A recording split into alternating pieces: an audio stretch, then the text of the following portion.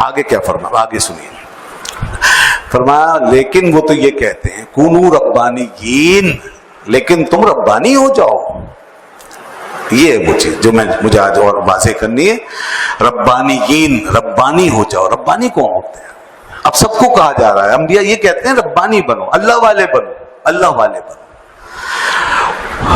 اللہ والے کیسے بنو گے؟ بما کنتم تعلمون الکتاب وبما کنتم تدرسون، اس چیز پر عمل کر کے جو تمہارے ہاتھوں میں ہے، یہ کتاب جس کو تم پڑھاتے ہو، پڑھتے ہو، سیکھتے ہو، سکھاتے ہو، سنتے ہو، سناتے ہو، اس پہ عمل، نبی کی تعلیم پہ چل کے، اللہ کے نبی کے راستے پہ چل، تم ربانی بن جاؤ.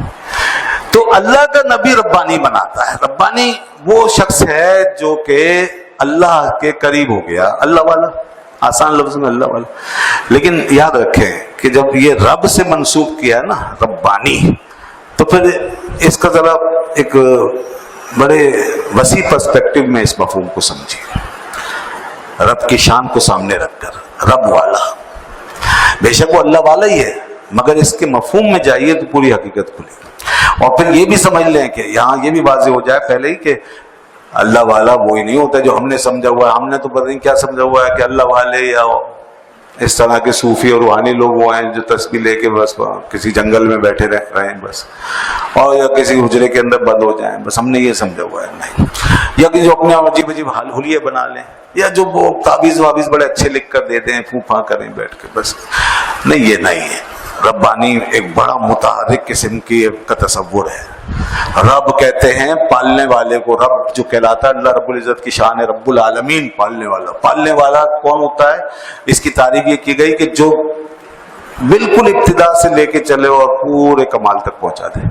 تبلیغ الشیء، تبلیغ الشیء کسی چیز کو بڑھانا، حالن فعالن، آہستہ آہستہ ایک حال سے دوسرے حال سے گزار کے کہاں تک پہنچانا؟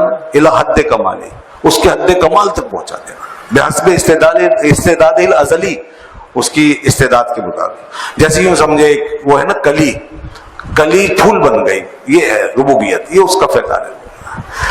تو انسانوں کے اندر یہ چیز بہت اہم ہے. انسان تو پیدا ہی اس لیے ہوا کسی کمال پہ پہنچے، اور ایسے کمال پہ پہنچے کہ جو کسی مخلوق کے لیے نہیں. تو اب اللہ نے اس چیز کو دنیا کے اندر اس طرح اسٹیبلش فرمایا ہے کہ اس نے اپنے بندوں کے ذمے کام لگایا کہ تم نے جا کے انسانوں کے اندر میری ربوبیت کے فیض کو آشکارا کرنا، اور تم نے ربانی بن کر کے لوگوں کو ایک نقطے سے اٹھا کر کے ایک پورا جہان بنانا ہے. ایک قطرے سے اٹھا کر کے تم نے ان کو سمندر بنانا ہے، اور ذرے کے تم نے پہاڑ بنانے ہیں. انسانوں میں اللہ نے جو کوالٹیز رکھی ہیں ان کوالٹیز کو بروئے کال لانا ہے، ان کی صلاحیتوں کو، ان کی استعداد کو، ہر ایک کی جو بھی ہے. جیسے کہ اللہ کے نبیوں کی شان، انہوں نے اسی طرح کیا، انہوں نے یہ کوالٹیاں ابھاری. اب بخاری شریف میں دیکھیں تھوڑا سا اسی قسم کے مفہوم بیان کیے گئے. بخاری میں ایک لفظ آتا ہے، حضرت عبداللہ بن عباس رضی اللہ عنہ نے فرمایا ربانی سے مراد ہے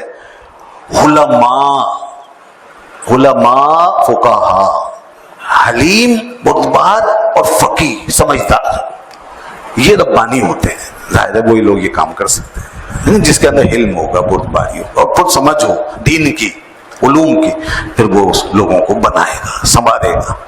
اس طریقے سے یہ بھی بتایا گیا بخاری میں، یہ بھی ہے علماء کا یہ قول بھی بیان فرمائے امام بخاری رحمۃ اللہ علیہ نے، الربانی الرجل الذی یربی الناس،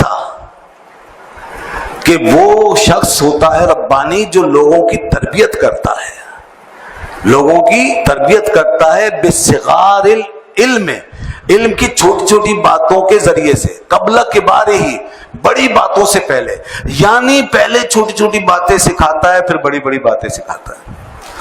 پہلے چھوٹے چھوٹے آداب. تو یہ جو ہم گھر میں بچوں کی تربیت کرتے ہیں نا، اس کا اصول بھی یہی ہے.